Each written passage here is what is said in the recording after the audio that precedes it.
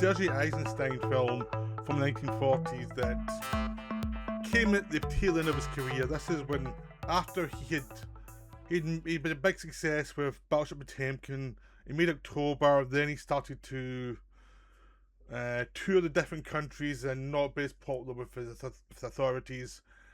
And then this was his comeback movie. This is a film he made for Russia after travelling to America, to Mexico, to all these other places, and finding life a lot more difficult than probably expected after his early success, and because, without the real support of his government. So he came back with this one, which is a patriotic tale of suffering from the masses to defend their homeland against invaders. He did well with the authorities before he made Ivan the Terrible, which got him in trouble again. So, yeah, I mean, if you're a filmmaker in the Soviet Union between the 1920s and 1940s, there's a good chance you're going to have up and down. You'll be popular, then you won't be pure enough for whatever ideologies in place at the time, because as we know, communists do not have a sense of humour. It just doesn't happen. It's just not something. That's not a strong point. Humour and dealing with satire or dealing with even the mildest critical thinking can get you killed. Which is why in the 60s and the various Eastern Bloc countries, they treated fantasy and satire and absurdity, and still get banned. But they weren't in Russia, so they didn't get murdered. They just get banned from making films. So yeah, communists just don't have a sense of humour. It's just leave it at that. Try and watch a film that's a very kind of communist film. You're not going to get a lot of laughs. Sometimes you might get an interesting director who does something interesting within the format, but the humour element is not there. I mean, try and watch a Tarkovsky film. There's not a lot of jokes, really. And the Russian character does tend to be a bit more depressive than the kind of a bit more happy-go-lucky European by comparison. Europe's only happy-go-lucky in comparison to Russia. So Alexander Nevesky is a film is very hard to find. You can find it on YouTube, or in DVD if you look through eBay and troll through, and it probably costs you a fortune to get a rubbish copy of it. So you can catch it in YouTube. The thing I say about YouTube is a lot of the YouTube ones have been AI'd to be upscaled to 4K apparently, but it's not upgrading the actual original print. It's upgrading the video, so it's not the best. And since I don't think Putin's going to invest in Russian film history anytime soon, we're going to have to wait a while before we get a decent Alexander Nevesky, 4K, proper 4K with a proper visual mix that actually kind of doesn't have weird blocks every so often. But I went with that. I just went, okay, I want to see the film. I don't care. So it's a strange film. It's a wonderful film in lots of ways, but you have to look at it as it is Russian propaganda. It is saying yes, Nevesky was a hero, but it was the people. He was just a leader, and it was the people that rose up to defend it. They needed someone to organise them, but and the film shows that he organised the humble people to repel the invaders, the greedy invaders who wanted it all for their religions or their betterment of their egos. But the Russian people got together and defeated them and defeated their minions who couldn't think for themselves, even though the Russians kind of was following a guy who also was telling them what to do. Again, not a sense of humour. Not a sense of irony in Russian film. You have to accept that. And if you do, and if you get beyond the first, half an hour, where they're setting up Nevesky as a humble prince because at this point they still had monarchy during the historical times they're trying to deal with, but they don't want to suggests monarchy is in any way God given. No, Nevesky has to be a guy who's a monarch who despises that but wants to do well for the people. So he's a humble fisherman with the people during his off periods, making sure everyone get fed, applying for sainthood basically by his actions rather than his title. And then but a strong guy who will not take any guff from anybody. Early on, you get I think it's Chinese come in, or traveling through the wastelands of Russia and saying, looking interested in land acquisition, as we could see. And Trubisky's like, no, no, we will fight you. And then that bit's completely dropped the rest of the film because they've got to deal with the Germans, the bloody Germans. It's always the Germans, isn't it? Until recently, it was other people, but for a while it's been the Germans. So they have to defeat these German invaders. And this film was made really, like, I'm not sure if it came out in the war or just before the war when there was tension. I'm not sure when it was shot. But it feels like, I think it was a film was made when there was threat from Germany rather than war. But they were.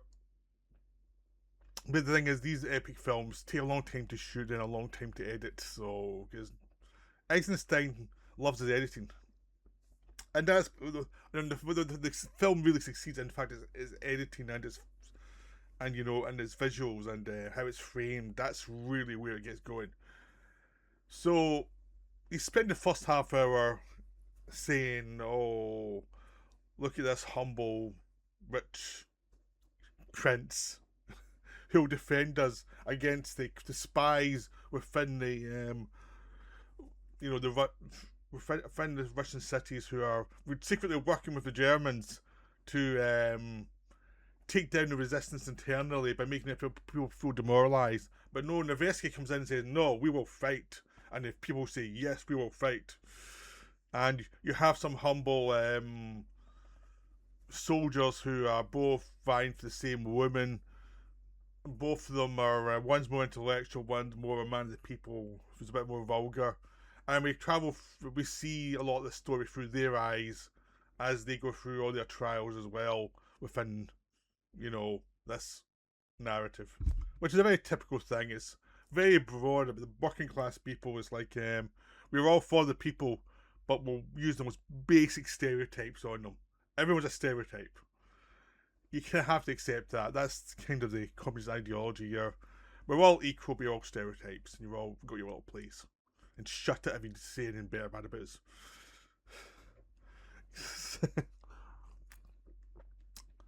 Yeah, I'll never be a member of the Communist Party. It's obvious at this point. Not that I ever want to be. My view is the communists are just as bad as the extreme capitalists. They're both terrible. Neither of them are good for society. So they're going to fight back against the invading Germans, and they you see Nevesky decide to bring them onto the actual where their footing's not good, is to draw them out onto the ice so Nevesky can actually take them down, en masse, where his fighters who are used to the territory will have better footing.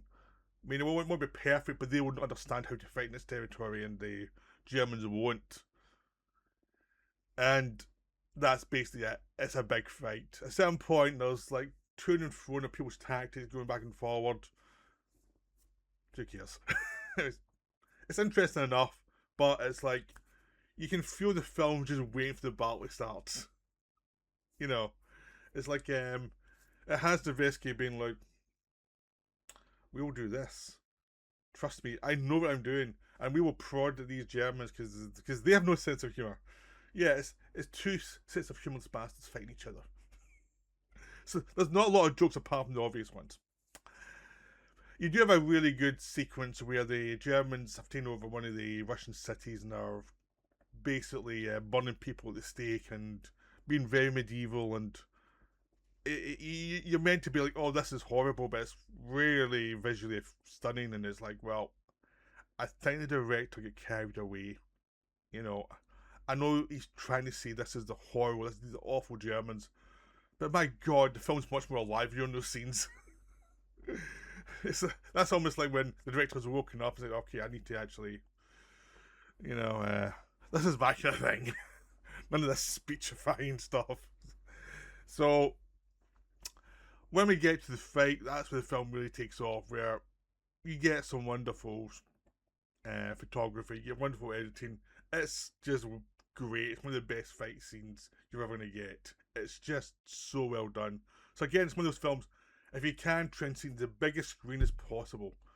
Just get the impact. You won't get the impact on a smaller screen. Even during the early scenes with the talkie scenes, visually it's still a knockout because, Eisenstein is putting his effort into making sure this looks visually great, and he has actors proclaim things, and there is a style to it. Because he knows that this stuff, these talkie scenes, could be really tedious. So he's hamming it up as much as he can to keep this stuff alive, even though he's dealing with a script that has, various flaws, which I've just outlined. Various things, various landmines that could destroy a director from the Russian system quite easily. So he's trying to avoid annoying people. But visually, he keeps it really fascinating. It keeps the pace up. So even though, this is a film that could have been at least a half hour longer with a worse director, because you'd have had non-stop scenes of boredom at the start if it wasn't for Eisenstein saying, we need to keep this going. We need to keep this sort of visually fascinating. Which he does. He just adds atmosphere, and he adds... Oops, my teeth. He adds this sense of focus to keeping on point. Is like, these are the stakes this scene, these are the stakes this scene, these are the stakes this scene. Even though ultimately it's just a delaying tactic to get to the fight, and it's to say, people did think before they started killing each other. It's not that interesting, but Eisenstein makes it, enjoyable. Even though you're not really that invested. But he keeps your interest up. But when the fight comes, it is epic. It lasts a long time, and it keeps from being repetitive. It's long enough so you're always interested, but it doesn't make the mistake of having up the whole film. Now, if you've seen October by Eisenstein, he made the October Revolution the whole film, and it became very tedious very fast. So it started out being exciting, and then it became like, it's this again. Will this film ever end? It's just the same thing. And this one, no, you've got like half the film before that to set up the characters, even though they're very much cliched. You know who's who. You know the Germs are awful people, even though the Germs are kind of the stars of the film because they're far more entertaining than any of the Russians. They're so much more entertaining. It's like I can't root for the Germans because that would be bad, but I'm always glad when they're on screen because the villainy is much more interesting than the Russian, nobility. But yeah, it's a wonderful film, despite the fact that I'm a little bit mocking. It's just because the actual content is not that interesting. It's the style of it that's interesting. It's the way it's edited, the way the battle scenes are put together, the way they actually keeps interesting with the interactions of people on the screen doing their tactics. Like, you understand a battle scene needs to have goals within the battles to keep you interested. It can't just be, here's one battle to another battle. It has to have a goal between this person trying to get from A to B for this reason. And Eisenstein remembers this, unlike in October, which he seemed to forget all of that stuff and just have a massive thing of events. That's when he remembers to actually have goals for the characters so you're interested. And even though there's not one goal that's ultimately the most fascinating thing, it's an accumulation of that, of actually always knowing where you are, what they're doing, why they're doing stuff, when they're trying to trick somebody. All that pays off because it keeps it entertaining. And ultimately, this is a potential genre movie. It really is. I mean, it's like, you've got all the Russian stuff and all the Pride of Russia, but it's really a genre movie of men on a mission. The mission is to attack the enemy and kill them. That's the mission. It's a war movie. This is a battle. That's it. That's your mission. Try and sneak behind them. Try and undo their plans. Try and use lots of trickery. But your mission is to kill them. And it is a genre movie. It's a war movie. So obviously, and it's got all the cliches of a war movie. It's just a very pretentious war movie done because the government paying for it wants it to look like as a serious film when it can't be because of the needs of the people backing it. It can't be a serious film on the subject, but it can be a very entertaining genre movie with pretensions. So yeah, I would recommend that if it's on YouTube, go watch it. You'll have a good time. But again, trying the biggest screen as possible, have your sound system on, just to get the full atmosphere. Because this is made for the cinema. It's not really made for TV. You're meant to see this with a crowd of people or on a bigger screen and get caught up in the atmosphere of it. You know, like propaganda. So I hope you enjoyed this video. I'll be back for another one soon. Right, bye.